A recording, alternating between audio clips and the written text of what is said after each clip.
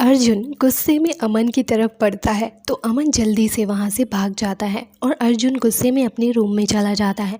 अर्जुन अपने रूम में पहुंचकर शावर लेने चला जाता है और शावर के नीचे खड़े होकर अपनी आंखें बंद कर लेता है और उसे आस्था का चेहरा दिखाई देता है।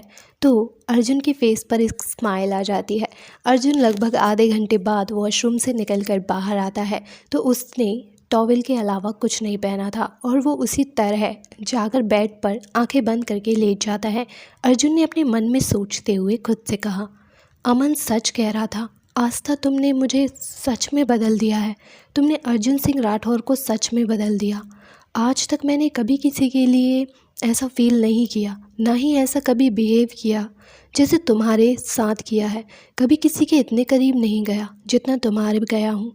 आज तक किसी के करीब होने या ना होने से मुझे कोई फ़र्क नहीं पड़ा, लेकिन तुम्हारे होने या ना होने से मुझे बहुत फ़र्क पड़ता है। तुम्हारे साथ वो सुकून मिलता है जो आज तक कभी किसी के साथ नहीं मिला। और मैंने सोच लिया है कि मैं तुम्हें अपने करीब रखने के लिए कुछ भी करूँगा, कुछ भी, चाहे तुम्हें परेशान ही क्यों ना करना पड़े। और उसी तरह आंखें बंद करके सो जाता है। अगली सुबह 7:55 पर अर्जुन के घर की डोरबेल बजती है तो सर्वेंट आकर डोर ओपन करता है तो सामने आस्था खड़ी थी। तो वो बिना कुछ कहे आस्था को अंदर आने देता है, क्योंकि अब उसे भी ये समझ आ गया था कि आस्था उसके बॉस के लिए बहुत स्पेशल है, क्योंकि आज तक अर्जुन किसी से ऐसे बात नहीं करता था जैसे आस्था के साथ की थी।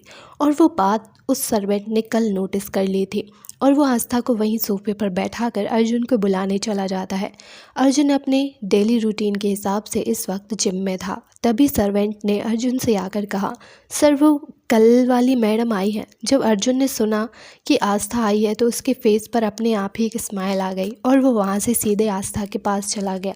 जब वो आस्था के पास पहुँचता है तो उसने कल की तरह ही अपनी अपर बॉडी पर कुछ नहीं पहना था और वो वैसे ही आस्था के सामने आकर खड़ा हो गया। जब आस्था अर्जुन को अपने सामने ऐसे खड़े देखती है तो आस्था अपना फेस दूसरी तरफ कर लेती है। आस्था ने अपने मन में सोचते हुए कहा, पता नहीं इसकी प्रॉब्लम क्या है। क्या ये अपने घर में हमेशा ऐसा ही बिना कपड़ों के घूमते रहता है या फिर मुझे परेशान करने के लिए ही ये सब करता है। आस्था ये सब सोच रही थी। तभी अर्जुन उस सर्वेंट को वहाँ से जाने का इशारा करता है और वो सर्वेंट वहाँ से चला जाता है। वो आस्था की तरफ अपने कदम बढ़ा देता है और उसके पीछे काफ़ी करीब आकर खड़ा हो जाता है। अब आस्था को अर्जुन की सांसें भी अपनी गर्दन पर महसूस हो रही थी। अर्जुन को अपने इतने करीब महसूस करके आस्था की आँखें अपने आप बंद हो जाती हैं और उसके दिल की धड़कनें काफ़ी तेज़ थी। वहीं अर्जुन ने आस्था के कान के पास जाकर धीरे से कहा, गुड मॉर्निंग आस्था। जब अर्जुन ने आस्था के ऐसे कहा तो उसके होंठ आस्था के कान पर टच हो रहे थे, जिस वजह से आस्था के रोंगटे खड़े हो रहे थे और उसके दिल की धड़कनें किसी बुलेट ट्रेन की तरह चल रही थी। ये देखकर अर्जुन के फेस पर एक स्माइल आ जाती है और फिर वो आस्था से दूर हो जाता है। अर्जुन के दूर होते ही आस्था बिना उसकी तरफ देख के वहाँ से भाग जाती है, जैसे उसके पीछे कोई भूत पड़ गया हो। आस्था को इस तरह भागता देख अर्जुन ने मुस्कुराते हुए खुद से कहा, ऐसे कब तक भागोगी आस्था? घूम फिर कर तो तुम्हें मेरे पास ही आना है। वहीं दूसरी तरफ जब आस्था किचन में पहुँचती है तो खुद को नॉर्मल करते हुए कहती है, ये मुझे क्या हो गया था? आस्था, कैसे बिहेव कर रही थी अगर तू और उस खड़ूस के साथ रही ना तो धीरे धीरे पागल हो जाएगी। इससे अच्छा है तू उनसे जितना दूर रह सके उतना तेरे लिए सही रहेगा। फिर वो ब्रेकफास्ट बनाने लग जाती है। कुछ देर बाद अर्जुन डाइनिंग टेबल पर बैठकर ब्रेकफास्ट कर रहा था। आस्था उसके बगल में बैठी थी। तभी अर्जुन का फ़ोन रिंग करता है। फ़ोन पर अमन का नाम फ्लैश हो रहा था। अर्जुन ने फ़ोन उठाते हुए कहा, हाँ अमन बोलो। अमन ने अर्जुन को याद दिलाते हुए कहा, तुझे ये बताने के लिए फ़ोन किया था कि अनु की फ़्लाइट 1 घंटे में लैंड होने वाली है, तो हमें उसे एयरपोर्ट लेने जाना पड़ेगा। तू चल रहा है या नहीं? अर्जुन ने अमन से कहा, पर वो तो कुछ दिन बाद आने वाली थी ना, तो आज कैसे आ रही है? अमन ने अर्जुन को बताते हुए कहा, हाँ वो कुछ दिनों बाद ही आने वाली थी, पर पता नहीं क्यों अचानक उसका प्लान चेंज हो गया और वो आज ही आ रही है। अच्छा तू रेडी हो जा, मैं अभी 15 मिनट में पहुंच रहा हूँ, फिर हम साथ में एयरपोर्ट के लिए निकलेंगे। अर्जुन ने अमन से कहा, ओके मैं रेडी हूँ, आ जा। जब आस्था को ये पता चला कि अर्जुन कहीं जा रहा है तो वो ये सोचकर बहुत खुश हो रही थी कि अर्जुन के जाने के बाद वो भी आराम से अपने घर जा सकती है। मगर उसको कहाँ पता था कि अर्जुन उसकी ये खुशी ज़्यादा देर तक नहीं टिकने देगा। अर्जुन ने आस्था से कहा, मैं बाहर जा रहा हूँ और जब तक मैं वापस नहीं आऊँगा जब तक तुम कहीं नहीं जा सकती, यहीं रहोगी। आस्था ने अर्जुन से कहा, लेकिन सर मैं यहाँ क्या करूँगी, मैं बोर हो जाऊँगी। अर्जुन ने आस्था से कहा, तुमने अभी ब्रेकफास्ट बनाया है तो अब लंच बनाना, ओके, और जब तक मैं ना आऊँ तब तक नहीं जाओगी। आस्था ने कहा, लेकिन सर। इससे आगे आस्था और कह पाती तब तक अर्जुन इसकी बात बीच में काटते हुए बोला। अर्जुन ने ऑर्डर देते हुए कहा, इट्स माय ऑर्डर और मुझे कोई बहाना नहीं सुनना, और अगर तुम फिर भी गई तो मुझसे बुरा कोई नहीं होगा। और वैसे भी तुम्हारी नज़रों में तो मैं खड़ूस हूँ, अखड़ू हूँ। ये खड़ूस तुम्हारे साथ कुछ भी कर सकता है अगर तुमने मेरी बात नहीं मानी तो। ये सुनकर आस्था अपना मुंह लटका लेती है। तभी वहाँ अमन आ जाता है। अमन आस्था को देखकर एक स्माइल पास करता है और फिर अमन ने अर्जुन को देखते हुए कहा, चले वरना लेट हो जाएगा, और अगर लेट हो गया तो तू जानता है क्या होगा। अर्जुन ने कहा, ओके चल, और फिर वो दोनों वहाँ से चले गए। और उनके जाने के बाद आस्था अपना मुंह लटकाकर वहीं डाइनिंग टेबल पर बैठ जाती है। और फिर आस्था ने अपने मन से बात करते हुए कहा, पता नहीं मैंने ऐसी कौन सी गलती की थी जिसकी सज़ा मुझे इस तरह मिल रही है। अमन और अर्जुन एयरपोर्ट पर पहुंच जाते हैं और वहीं खड़े होकर किसी का वेट करते हैं। लगभग 15 मिनट हो चुके थे। अर्जुन कहता है, अनु की फ़्लाइट कितने बजे लैंड होने वाली थी? अमन ने घड़ी में देखते हुए कहा, अभी तक तो हो जानी चाहिए थी, पता नहीं कहाँ रह गई ये लड़की। तभी पीछे से आवाज़ आती है, अगर आप दोनों को खुद से बात करने से फुर्सत मिली तभी तो किसी की तरफ देखोगे ना। ये आवाज़ सुनकर जब वो लोग पीछे मुड़कर देखते हैं तो एक बहुत खूबसूरत लड़की उनके सामने थी। उसने एक ब्लैक कलर का जीन्स पहना था और उसके ऊपर एक वाइट कलर का टॉप पहना हुआ था और बालों को हाई पोनी टेल से बांधा था, और वो दिखने में काफ़ी ज़्यादा अट्रैक्टिव लग रही थी। अर्जुन और अमन के सामने एक खूबसूरत लड़की खड़ी थी जो दिखने में काफ़ी अट्रैक्टिव थी। उस लड़की को देखकर दोनों उसकी तरफ चल कर आते हैं। तभी अमन उस लड़की से पूछता है, कहाँ रह गई थी तुम? तुम्हारी फ़्लाइट तो लैंड हुई तो टाइम पर हो गई थी, तुम कहाँ थी, क्या कर रही थी? तभी उस लड़की ने कहा, वो रास्ते में कुछ बंदर मिल गए थे, बस उन्हें ही नचा रही थी। अमन ने कंफ्यूज होते हुए कहा, बंदर मिल गए थे, वो भी एयरपोर्ट पर? एयरपोर्ट पर बंदर कहाँ से आए? तभी उन लोगों को अर्जुन की कोल्ड वॉइस सुनाई दी। अर्जुन ने अपनी कोल्ड वॉइस में कहा, अगर तुम लोगों का हो गया हो तो घर चलकर बात करें या फिर पूरा दिन रात यहीं गुजारना है। अर्जुन की बात सुनकर उस लड़की ने थोड़ा गुस्से में कहा, अमन भाई बोल दीजिए इन्हें, हम खुद घर जा सकते हैं और हमें किसी से बात नहीं करनी है। इससे पहले अमन कुछ बोलता तभी अर्जुन बीच में ही बोलता है, अब ये क्या नया ड्रामा लगा रखा है तुमने?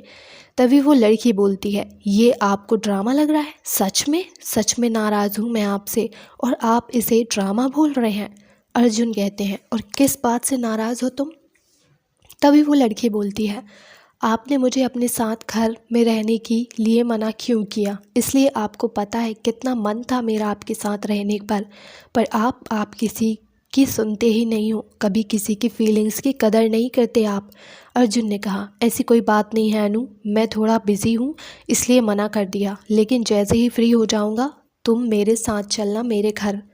अनु और कोई नहीं बल्कि अनुष्का सिंह राठौर अर्जुन की छोटी बहन है और प्यार से सब उसे अनु बोलते हैं। अनु अर्जुन और रुद्र दोनों से छोटी है और दोनों भाई अपनी छोटी बहन से हद से ज़्यादा प्यार करते हैं। अनु बोलती है, भाई आपको कोई और बहाना नहीं मिला बनाने को? जब देखो तब वही एक ही घिसा पिटा डायलॉग मारते हो कि मैं बिज़ी हूँ। ऐसे कौन सा काम करते हो आप? पहले भी काम करते थे, तब तो आप कभी नहीं बिज़ी होते थे मेरे लिए। अर्जुन ने कहा, तुझे लगता है कि मैं बहाने मार रहा हूँ? इससे पहले अनु कुछ बोलती उससे पहले ही अमिन बीच में ही कूदते हुए बोला, अरे अरे बस, तुम दोनों ये क्या कर रहे हो? घर नहीं है ये जो बेवजह चिल्ला चोट कर रहे हो। तुम दोनों चलो घर चल कर बात करते हैं। और फिर वो लोग घर के लिए निकल गए। जब वो लोग कार की तरफ जा रहे थे तब अर्जुन आगे चल रहा था, अमन और अनु उसके पीछे चल रही थी। तभी अनु अमन से पूछती है, अच्छा अमन भाई, एक बात बताइए, ये आस्था दिखने में कैसी है? अनु के मुंह से आस्था का नाम सुनकर अमन हैरान रह गया और हैरानी से पूछता है, तुम्हें कैसे पता आस्था के बारे में? अनु ने हंसते हुए कहा, ओ मेरे प्यारे भाई, अब मैं यहाँ नहीं रहती तो इसका मतलब ये थोड़ी ना है कि मैं यहाँ के बारे में कोई अपडेट नहीं रखती। मुझे सब पता है कि यहाँ क्या चल रहा है और भाई कहाँ बिजी हैं आजकल। अमन ने अनु से कहा, तुझे ये सब किसने बताया? अनु ने खुश होते गया, रुद्र भाई के अलावा और कौन बताएगा। अच्छा ये सब छोड़ो, पहले आप मुझे आस्था के बारे में बताओ और ये भी बताओ कि भाई का उनके साथ कैसा बिहेवियर है। आई मीन बाकी लड़कियों के साथ जैसा बिहेव करते हैं वैसा ही उसके साथ करते हैं क्या? अमन ने अनु को सब बताते हुए कहा, नहीं वो बाकी लड़कियों के जैसा बिल्कुल बिहेव नहीं करते, और वैसे तो बिल्कुल नहीं करते, बल्कि जो अर्जुन आस्था के साथ होता है तो अर्जुन को मैंने आज तक देखा, वो दोनों एक दूसरे के से झगड़ते ही रहते हैं जैसे 2-5 साल के बच्चे हों। इतना झगड़ते हैं कि पता ही नहीं चलता, मतलब किसी भी बात पर झगड़ते हैं। अनु ने एक्साइटेड होते हुए कहा, वो मतलब अब तो आस्था से मिलना ही पड़ेगा, जिन्होंने मेरे भाई को इतना बदल दिया उनसे तो मिलना बनता है। अब तो एक बार उनसे मिल ही लूँगी, चाहे जो हो जाए। अमन ने अनु से हाथ जोड़ते हुए कहा, ओके मेरी माँ, मिल लेना, अब चल यहाँ से, वरना अगर तेरे भाई को पता चल गया कि हम क्या खिचड़ी पका रहे हैं तो वो हमें ज़िंदा ही दफना देगा। और वो दोनों जल्दी जल्दी वहाँ से अर्जुन की गाड़ी की तरफ चल देते हैं और फिर गाड़ी में बैठकर वहाँ से निकल जाते हैं। तभी अनु ने अर्जुन से कहा, अच्छा भाई एक बात बताइए, आप ऐसे किस काम में इतना बिजी हैं कि मेरे लिए ज़रा सा भी टाइम नहीं है आपके पास? अर्जुन ने अनु से कहा, अनु तुम्हें मेरे काम में इतना इंटरेस्ट कब से आ गया जो तुम बार बार उसके बारे में पूछ रही हो? कहीं तुझे ऑफ़िस ज्वाइन करने का तो मन नहीं है ना? अगर ऐसा है तो ऑफ़िस आ जा, मैं तुझे बता दूंगा काम। अनु ने मना करते हुए कहा, पता था मुझे यही बोलेगी तू। और कुछ देर बाद उन लोगों की कार एक बड़े से आलीशान घर के सामने आकर रुकती है। वो लोग कार से उतरकर घर के अंदर चले जाते हैं। जब वो लोग अंदर पहुंचते हैं तो देखते हैं कि सभी लोग वहीं सोफ़े पर बैठे थे। तभी अनु चुपके से जाकर दादी की आंखें बंद कर देती है। दादी अनु के हाथों को छूकर कहती है, आ गई तू? अनु ने दादी के सामने खड़े होकर कहा, दादी हर बार आपको कैसे पता चल जाता है कि मैं ही हूँ और कोई नहीं? और कोई भी तो हो सकता है ना, जैसे कि अर्जुन भाई या रुद्र भाई। दादी ने अनु को अपने पास बिठाते हुए कहा, हाँ मानती हूँ कि तेरे अलावा रुद्र भी हो सकता है, पर फिर भी मेरा दिल तुम दोनों को पहचान लेता है, क्योंकि हम जिससे प्यार करते हैं उसके छूने और उसकी खुशबू से ही उसे पहचान लेते हैं। और तूने क्या कहा था, अर्जुन भी हो सकता है, तो उसका कोई चांस भी नहीं है। उसके पास तो अपनी दादी से मिलने तक का टाइम नहीं है। अगर उससे मिलना हो तो फ़ोन करके बुलाना पड़ता है, लेकिन फिर भी कोई भरोसा ही नहीं है वो आएगा कि नहीं। दादी की बात सुनकर अर्जुन ने कहा, दादी ऐसी कोई बात नहीं है, आप ऐसा क्यों बोल रही हो? ऐसा कर रही हो जैसे मैं आपसे मिलने कभी आता ही नहीं। दादी ने अर्जुन को देखते हुए कहा, और नहीं तो क्या, सच ही तो बोल रही हूँ कि तुम अपनी दादी से प्यार ही नहीं करते। अगर करते तो दादी की बात भी मान लेते और कब का शादी कर लेते। अर्जुन ने गुस्सा होते हुए कहा, दादी आप हमेशा घूमा फिरा कर मेरी शादी की बात पर ही क्यों आ जाती हैं? दादी ने अर्जुन से कहा, क्योंकि मुझे भी अपने घर पोता पोती के साथ खेलना है, और अगर तुमने मेरी बात मानकर 1 महीने के अंदर शादी नहीं की तो तुम्हें पता है कि मैं क्या कर सकती हूँ। अनु ने खुश होते हुए कहा, वो दादी आपने तो भाई को अल्टीमेटम दे दिया शादी के लिए।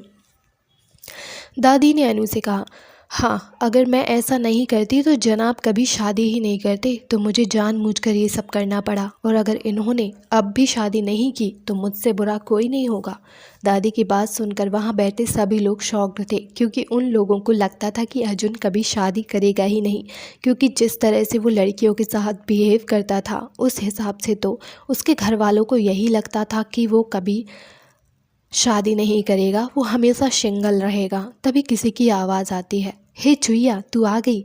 जब सब लोग उस आवाज़ की तरफ देखते हैं तो वहाँ दरवाजे पर रुद्र खड़ा था। रुद्र के इस तरह चुईया बुलाने पर अनु ने चिढ़ते हुए कहा, मैं चुईया तो आप बंदर, और फिर मुंह बनाने लगती है। रुद्र अंदर आकर अनु से गले मिलते हुए पूछता है, कैसी है छोटी, काफ़ी दिनों बाद मिल रहे हैं हम। अनु ने मुस्कुराते हुए कहा, मैं बिल्कुल ठीक हूँ, आप कैसे हो?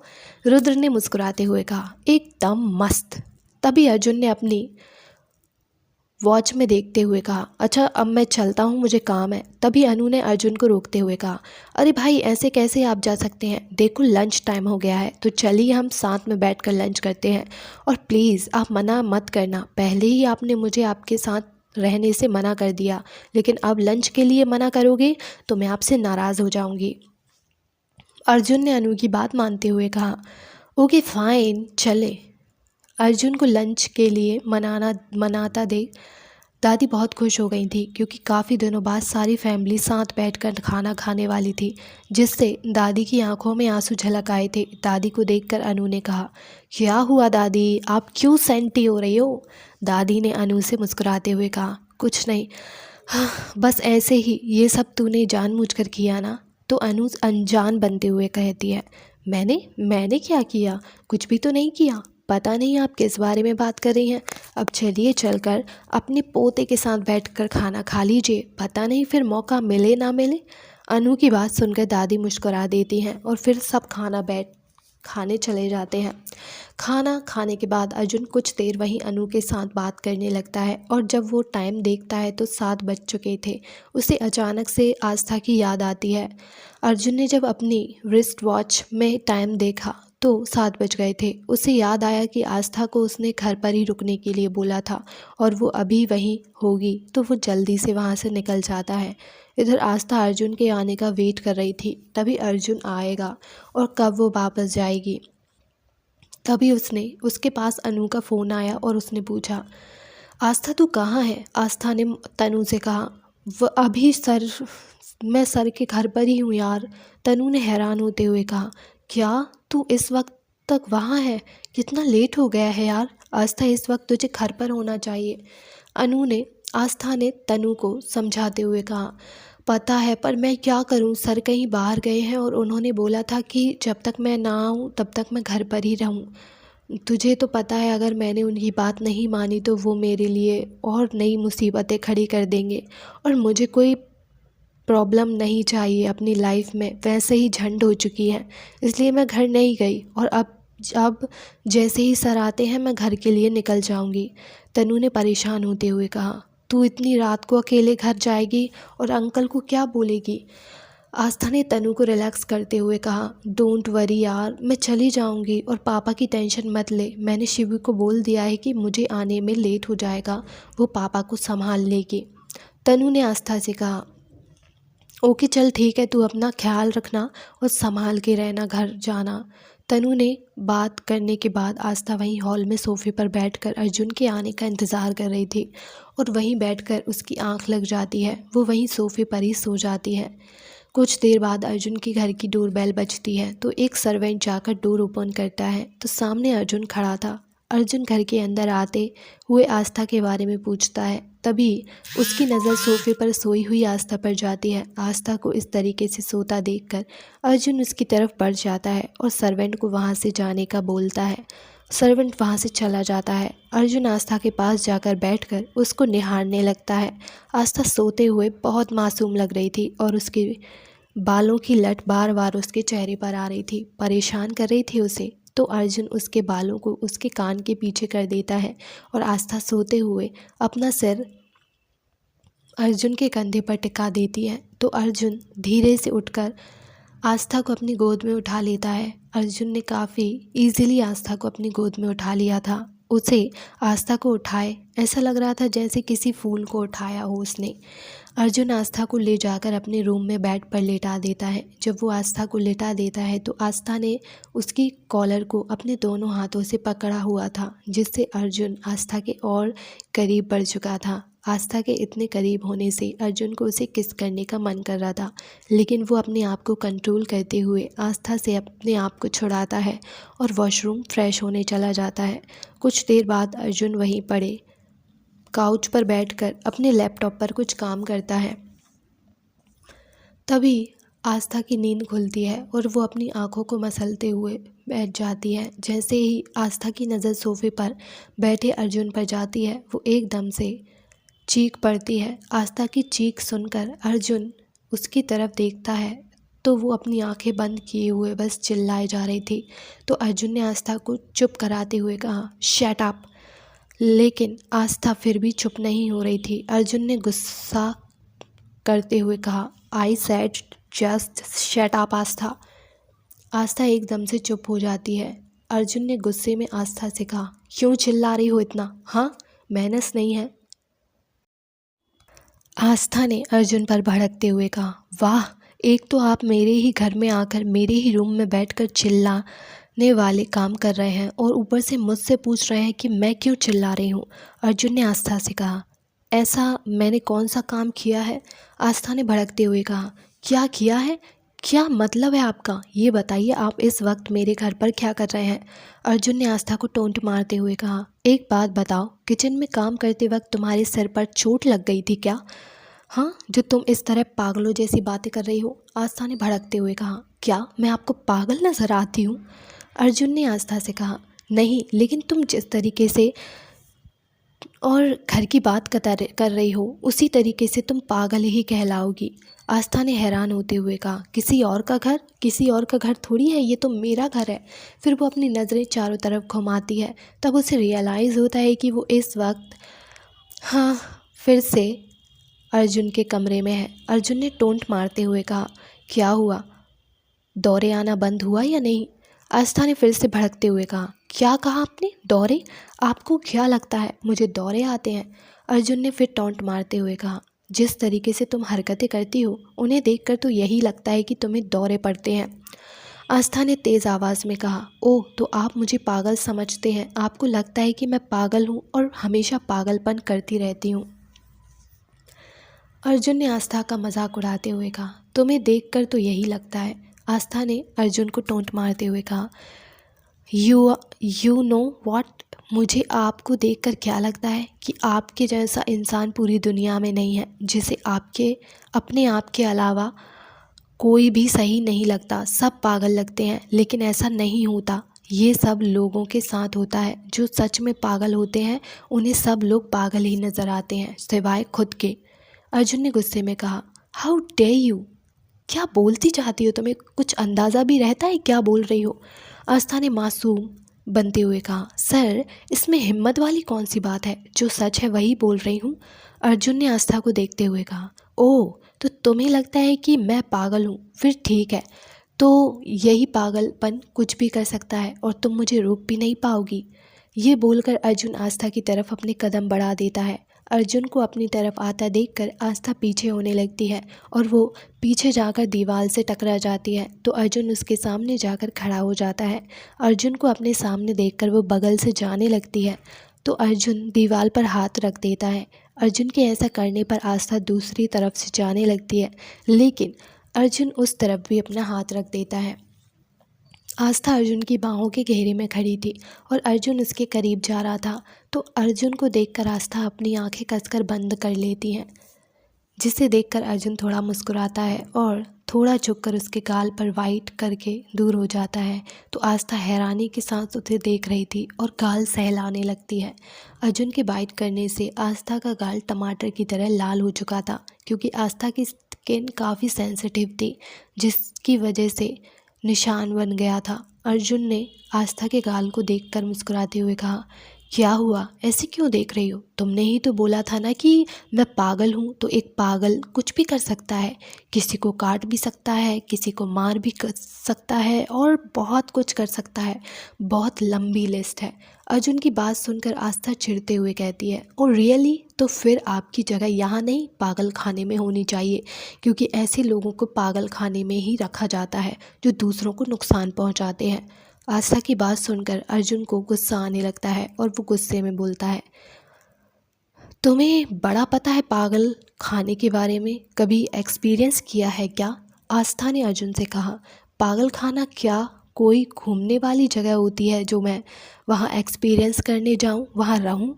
अर्जुन ने टोंट मारते हुए कहा। बोल तो ऐसे रही हो जैसे काफ़ी अच्छा एक्सपीरियंस है तुम्हारा वहाँ का। आस्था ने कहा, एक्सपीरियंस नहीं है, पर इतना पता है कि ऐसे बिहेव करने वाले पागल को पागल खाना ही जाना चाहिए, वही उसका सही अच्छा घर है। अर्जुन ने गुस्से में कहा, नहीं तुम्हें नहीं पता कि कैसे बिहेव करते हैं लोगों को वहाँ रखा जाता है। चलो फिर मैं तुम्हें बताता हूँ कि कैसे बिहेव करने वाले लोगों को वहाँ रखा जाता है। ये बोलकर अर्जुन आस्था की तरफ बढ़ रहा था और आस्था के करीब पहुंचकर जिसे देखकर आस्था थोड़ा घबरा जाती है और वहाँ से जाने लगती है। तो हेलो एवरीवन, आई होप आपको ये क्यूट सी स्टोरी पसंद आ रही होगी और आस्था और अर्जुन की ये नोक झोंक पसंद आ रही होगी। और बहुत जल्द ही इस स्टोरी में एक बहुत बड़ा सस्पेंस आने वाला है, थर्ड पार्टी इंक्लूड होने वाली है। तो इस स्टोरी में बहुत ज़्यादा मज़ा आने वाला है। प्लीज़ मेरे चैनल को सब्सक्राइब कर दीजिए और लाइक कर दीजिए मेरी वीडियो को। गाइस यार 1000 सब्सक्राइबर तो कर ही दो यार, वीडियो तो देखते हो लेकिन सब्सक्राइब नहीं करते, तो प्लीज़ लाइक भी कर देना और कमेंट करना बिल्कुल मत भूलना। मैं आपके कमेंट्स का बहुत बेसब्री से इंतज़ार करती हूँ। प्लीज़ बताइएगा स्टोरी कैसी लग रही है, बोर तो नहीं कर रही है, ये भी बताइएगा। Thank you for watching.